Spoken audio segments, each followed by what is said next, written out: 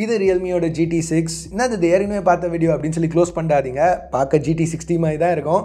ஆனால் இது புது ஃபோன், வேறு ஃபோன், பேக் கிளாஸ், ரேட் அதிகம், சில விஷயங்கள் மாற்றி பண்ணியிருக்காங்க. ஸோ அந்த விஷயங்கள் என்ன? இப்போ கிட்டத்தட்ட 2 வாரமாக இந்த ஃபோன் என்னோட ப்ரைமரியாக யூஸ் பண்ணிகிட்ருக்கேன். ஸோ அவங்க கேட்குற எக்ஸ்ட்ரா ரேட்டுக்கு இது வர்த்தா இந்த வீடியோவில் பார்ப்போம். ஹே கைஸ், என் பேர் ஆஷ். நீங்கள் பார்த்துட்டு இருக்கிறது C4 Tech தமிழ். வீடியோக்கு போகலாம்.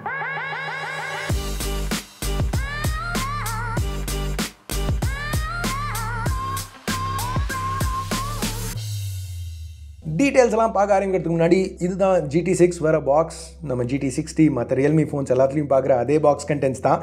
Charger 120 watts super VOOC. So யூஷுவலோட கொஞ்சம் அதிகமான 5500 mAh பேட்டரி இருந்தாலும் அரை மணி நேரத்துக்குள்ளே இதை சார்ஜ் பண்ணிட முடியும். 50% சார்ஜ் 10 நிமிஷத்தில் பண்ணிடலாம். இன்ஃபேக்ட் வெறும் 3 நிமிஷம் சார்ஜ் பண்ணிங்கனாலே கிட்டத்தட்ட 20% சார்ஜ் பண்ணலாம். ஷார்ட்டாக சொல்லணுன்னா சார்ஜிங் ரொம்ப ஃபாஸ்ட்டாக இருக்கும். பேட்டரி லைஃபும் நான் யூஸ் பண்ண கிட்டத்தட்ட 2 வாரத்தில் ரொம்பவே நல்லா இருந்துச்சு. ஹெவியாக யூஸ் பண்ணாலும் ஈஸியாக ஒரு நாள் தாங்குச்சு. இங்கே பேட்டரி கெப்பாசிட்டி அதிகமாக இருந்தாலும் ரியல்மி ஃபார்ம் ஃபேக்டர் கொஞ்சம் எஃபிஷியண்ட்டாக மெயின்டைன் பண்ணியிருக்காங்க. இது காம்பேக்ட் ஃபோன்லாம் ஒன்றும் இல்லை, பட் டிஸ்பிளே கர்வாக இருந்தனால வித் 75 mm ப்ளஸ் பேக்கும் கர்வாக இருந்தனால இருக்கிற 8.6 mm திக்னஸ் இன்னும் தின்னாக ஃபீல் ஆகுது. இப்போ இந்த பேக் கிளாஸ் தான் வெயிட்டை மேனேஜபிளாக மெயின்டைன் பண்ணியிருக்காங்க. கிட்டத்தட்ட 200 கிராம். பேக் கிளாஸுங்கிறதுனால ஃபிங்கர் பிரிண்ட்ஸ் ஈஸியாக பிக்கப் பண்ணுது. கிட்டத்தட்ட 60 லெவலில் பிளாஸ்டிக் பேக் பிக்கப் பண்ணுற அளவுக்கு. ப்ளஸ் அதே மாதிரி இதுவும் ஸ்லிப்பரியாக தான் இருக்குது.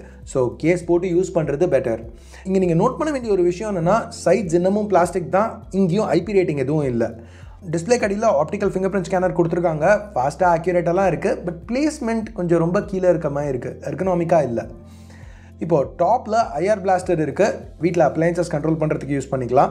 ப்ளஸ் ஸ்டெரியோ ஸ்பீக்கர்ஸ் கொடுத்துருக்காங்க. அந்த ஸ்டெரியோ ஸ்பீக்கர்ஸ் ப்ளஸ் இந்த டிஸ்பிளே, இந்த காம்பினேஷன் நல்ல மீடியா எக்ஸ்பீரியன்ஸ் ப்ரொவைட் பண்ணுது. டிஸ்பிளே பற்றி பேசையில் திருப்பியும் Gorilla Glass Victus 2 covered 6.8 inch AMOLED panel, 10-bit display, 120 Hz refresh, 80 LTPO டெக்கோட. ஸோ பேசிக்காக ரெஃப்ரெஷ் ரேட்டை வேரி பண்ணி எஃபிஷியன்சி இம்ப்ரூவ் பண்ணுறதுக்கு. Resolution 1.5K, brightness peak 6000 nits, அதே HDRக்கு தான். ஆட்டோ மோடில் 1700 nitsக்கு மேலே போச்சு. ஸோ அவுட்டோரில் யூஸ் பண்ணுறதுக்கு பிரச்சனை எதுவும் இருக்காது. ப்ளஸ் 70 nitsக்கு கீழே போகையில் பேனல் DCலேருந்து 2160 Hz PWM டிம்மிங்க்கு ஸ்விட்ச் ஆகும். ஸோ லோ லைட்டில் யூஸ் பண்ணையில் ஐ ஸ்ட்ரெயின் கம்மியாக இருக்கணும். ஸோ ஓவரால் இது ஒரு தரமான பேனல். நல்ல brightness, smooth performance, accurate colours. Of course panel நல்லா இருந்தால் மட்டும் அந்த ஸ்மூத் பெர்ஃபார்மன்ஸ் கிடச்சிடாது. உள்ள சிப்பும் நல்லா இருக்கணும்.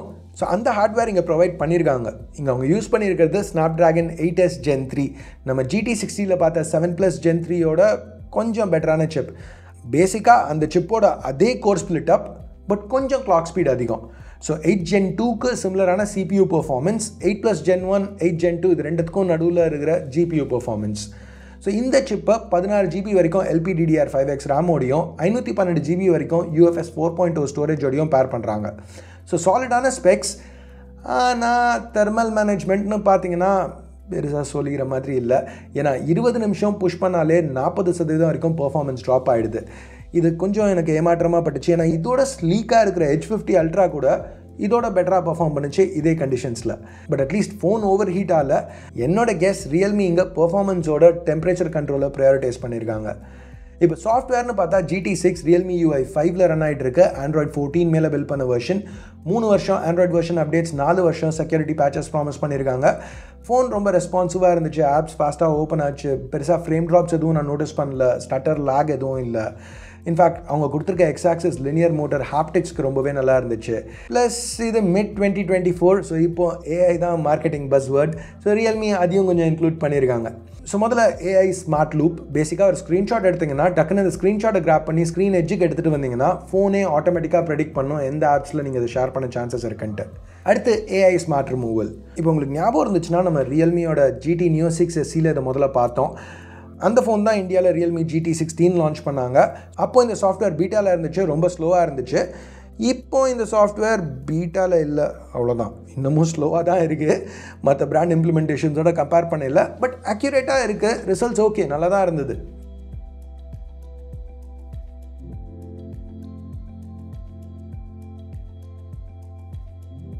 இன்னொரு எக்ஸாம்பிள் நீங்களே பாருங்களேன். அடுத்து AI நைட் விஷன். ஸோ இங்கே ரியல்மியோட கிளைம் AI யூஸ் பண்ணி லோ லைட் வீடியோ இம்ப்ரூவ் பண்ணுறோங்கிறது ஓரளவுக்கு லோ லைட் வீடியோ பெட்டராக தான் இருந்தது. இப்போ நீங்கள் பார்த்துட்டு இருக்கிறது 4K 30 low light footage GT6 H50 Ultra ரெண்டுத்துலையுமே கேப்சர் பண்ணுது. GT6 ஏறக்குறைய H50 Ultraவை மேட்ச் பண்ணுது இங்கே பெர்ஃபார்மன்ஸில். சில நேரம் ஃபுட்டேஜ் கொஞ்சம் பிரைட்டாக இருக்குது, பட் நாய்ஸியாகவும் இருக்குது. நான் இதை பாசிட்டிவாக தான் பார்க்குறேன். ஏன்னா ஒரு செக்மெண்ட் அதிகமான ரேட்டுக்கு இருக்கிற ஃபோனோட கம்பேரபிளான பெர்ஃபார்மன்ஸுங்கிறது நல்ல விஷயம் தான். இப்போ கேமராஸ் பற்றி பேசையில் இந்த ஃபோனில் ஒரு மேஜர் செல்லிங் பாயிண்ட் கேமராஸ் தான். இப்போ GT60 வாங்காமல் இதை வாங்குறீங்கன்னா மோஸ்ட்டாக கேமராஸ்க்காக தான் வாங்க போகிறீங்க. இங்கே பிரைமரி சோனியோட Lytia LYT 808 1/1.4 inch sensor, optically stabilized f1.7 லென்ஸோட பேராக இருக்குது. ஃபாஸ்ட்டான லென்ஸ் இருக்கிறதுனால பேக்ரவுண்ட் பிளர் ஸ்ட்ராங்காக இருக்குது, அதாவது அந்த போக்கா பெட்டராக இருக்குது. ஃபீல்ட் ஆஃப் வியூவும் கொஞ்சம் வைடாக இருக்குது. ஏன்னா இந்த தடவை 23 mm ஈக்குவலண்ட் லென்ஸ் யூஸ் பண்ணியிருக்காங்க 26க்கு பதிலாக. பட் மெயின் வித்தியாசம் என்னன்னு பார்த்தீங்கன்னா ப்ராசஸிங். GT6ல இன்னும் கொஞ்சம் மெச்சூராக இம்ப்ளிமெண்ட் பண்ணியிருக்காங்க. அதாவது அந்த கலர்ஸ் ட்ரூ டு லைஃபாக இருக்குது. நம்ம GT60ல பார்த்த அந்த ஸ்லைட் சேச்சுரேஷன் பூஸ்டிங் இல்லை. அது மட்டும் இல்லாமல் ரியல்மி எல்லாத்தையுமே கொஞ்சம் கான்ட்ராஸ்டியாகவும் விட்டுருக்காங்க. அதாவது டார்க்கர் ஏரியாஸை 60ல பூஸ்ட் பண்ண அளவுக்கு இங்கே பண்ணல. இங்கே அந்த டைனாமிக் ரேஞ்ச் பெட்டராக இருக்குது. ஸோ இந்த சென்சரை இன்னும் கொஞ்சம் நம்பி சென்சரே பார்த்துக்கோ, நம்ம புஷ் பண்ண தேவையில்ல அப்படின்னு விட்டமாக எனக்கு தெரியுது. ஏன்னா இந்த செட் ஷார்ட்ஸ் எடுத்துக்கோங்களேன், இதில் உங்களுக்கு பர்ஃபெக்டாக அந்த டைனாமிக் ரேஞ்ச் டிஃப்ரென்ஸ் தெரியும். அந்த சூரியனை சுற்றி இருக்கிற ஏரியாவை பார்த்தீங்கன்னா GT60ல அப்படியே ப்ளோன் அவுட்டாக இருக்குது. லோ லைட்னு வரையில் ரியல்மி அந்த டார்க்கர் ஏரியாஸை ரொம்ப பூஸ்ட் பண்ணல. பட் இமேஜஸ் ஓரளவுக்கு டீட்டெயில்டாக இருக்குது, நாய்ஸ் லெவல்ஸும் கம்மியாக இருக்குது. இப்போ அல்ட்ரா வைட்னு வந்தோம்னா Ctrl+C Ctrl+V அதே 8 மெகாபிக்சல் IMX355 தான். பட் இந்த சென்சரில் எடுத்த இமேஜஸில் நம்ம GT60ல பார்த்த அந்த ஸ்லைட் ஓவர் சேச்சுரேஷன் இருக்குது. ஸோ ப்ரைமரியோட கலர்ஸ் பர்ஃபெக்டாக மேட்ச் ஆகல. திருப்பியும் இங்கேயும் ஆட்டோ ஃபோக்கஸ் கிடையாது, ஸோ மேக்ரோஸ் எடுக்க முடியாது. GT6ல மூணாவதாக ஒரு கேமரா இருக்குது. இது இன்னொரு ஒரு 50 megapixel sensor, Samsung JN5 2x telephoto லென்ஸோட பேர் பண்ணியிருக்காங்க. f2.8 லென்ஸ், OIS கிடையாது. நல்லா தான் பர்ஃபார்ம் பண்ணிச்சு. மெயினாக போர்ட்ரேட்ஸ் எடுக்கிறதுக்காக கொடுத்துருக்காங்க. போர்ட்ரேட் ஷாட்ஸ் நல்லாவே வந்துச்சு. நம்ம ஜூம் இன் பண்ணி 4xல ஷூட் பண்ணல கூட ரிசல்ட்ஸ் யூஸபிளாக இருக்குது. டைனாமிக் ரேஞ்ச் ஆவரேஜ் தான், பட் டீட்டெயில்ஸ் நல்லா இருந்தது. வீடியோன்னு வரையில் டால்பி விஷன் ஷூட் பண்ணலாம் 4K 30ல. பட் ஸ்டாண்டர்ட் 4K 60 ஃபுட்டேஜில் தான் என்ன கேட்டிங்கன்னா ப்ராக்டிக்கலான ஒரு மேஜர் அப்கிரேட் 60யோட பார்க்குறோம். அந்த 60ல நம்ம நோட்டீஸ் பண்ண EIS ஜிட்டர் இங்கே இல்லவே இல்லை. ஃபுட்டேஜ் இன்னும் ஸ்டேபிளாக இருக்குது, இன்னும் டீட்டெயில்டாக இருக்குது. ரியல்மி GT6ல வீடியோஸ் நல்லாவே இம்ப்ளிமெண்ட் பண்ணியிருக்காங்க. செல்ஃபீஸ்னு வரையில் திருப்பியும் Ctrl+C Ctrl+V அதே 32 மெகாபிக்சல் ஷூட்டர் தான். Similar performance, dynamic range, skin tones, edge detection, போர்ட்ரேட்ஸில் எல்லாமே நல்லா இருக்குது. எதுவும் பெருசாக குறை சொல்லிக்கிற மாதிரி இல்லை. பட் அந்த ஸ்லைட் ஸ்கின் ஸ்மூத்தனிங் இருக்குது, அவ்வளோதான். 4K செல்ஃபி வீடியோ ஷூட் பண்ண முடியும் எலக்ட்ரானிக் ஸ்டேபிளைசேஷனோட. இந்த வீடியோ நான் ஷூட் பண்ணல, எனக்கு அஃபிஷியல் ப்ரைஸிங் தெரியாது. பட் 40,000 ரூபாய்க்கு கம்மியாக இருக்கும்னு சொல்லியிருக்காங்க. ஆஃபர்ஸோட இன்னும் கம்மியாக வரும்னு சொல்கிறாங்க. இந்த பாயிண்டில் உங்களுக்கு தெரிஞ்சிருக்கும் ப்ரைஸிங் பற்றி என்ன நினைக்கிறீங்க. இப்போ GT60 அவைலபிளாக இருக்கையில் GT6க்கு எக்ஸ்ட்ரா பே பண்ணுறது வர்த்தா? எஸ், கிளாஸ் பேக் நல்ல விஷயந்தான், அந்த எக்ஸ்ட்ரா பர்ஃபார்மன்ஸ் அதெல்லாம் ஓகே.